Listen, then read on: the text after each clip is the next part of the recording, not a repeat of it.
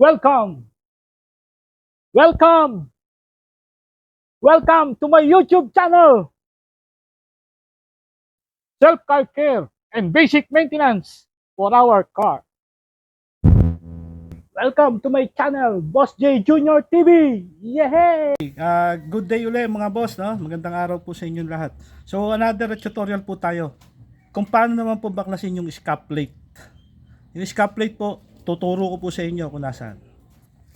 Mga boss, pagpasok nyo pa lang dun sa loob nung bago kayo pumasok sa sasakyan, ito po yung scuff plate. Yan. Yan po yung scuff plate. Okay? So natatapakan din po yan. Tapos yung mga dumi, minsan sumisiksik sa gilid at pumapasok sa loob. Ngayon po, bakit natin babaklasin, ano? Halimbawa, gusto nyong linisin yung carpet ninyo, gusto nyong tanggalin yung dumi sa loob, kailangan pong baklasin nyo yan. Ya?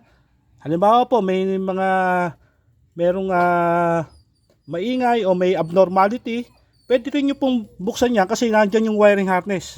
Nakalatag po yung wiring harness dyan.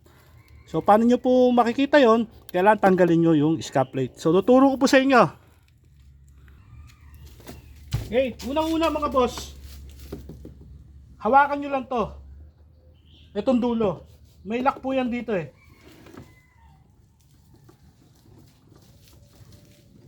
Yan po. Pag nahawakan nyo na po yung dulong yan, may lock po yan. Hawakan nyo rito, iangat nyo. Tapos hatakin nyo na po. Yun. Pagkahatak nyo po mga boss, nakalas na yung lock nya. Yung lock nya po kasi pag ganun eh. So tulad po nito, ang dumi po nung ano. Kailangan natin malinis.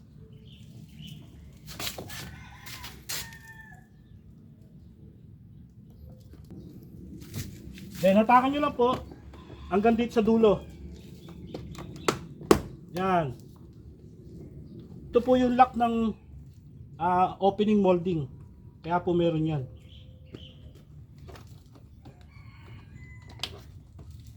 So ito na po mga boss.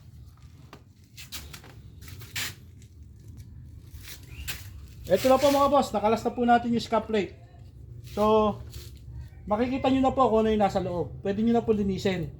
Pwede nyo na pong ayusin kung ano yung abnormality sa loob. Ito po yung sinasabi ko. Ito po yung wiring harness ng sasakyan. Makikita nyo. Tapos ito po yung cable. Yan, may cable po. Cable ng fuel. Tsaka po itong hose na to. Yan po yung hose ng washer spray sa likod, sa back door. Okay? Tapos malilinis nyo na po yan. Kasi yung dumi po sumisiksik dyan. Yan po tulad yan. Tapos may parang basa-basa pa. So yun po mga boss. Ang purpose nun. Bakit natin kailangan tanggalin. So hanggang doon lang po mga boss. Salamat po. At abangan nyo po kung paano naman ikabit. Okay? Thank you.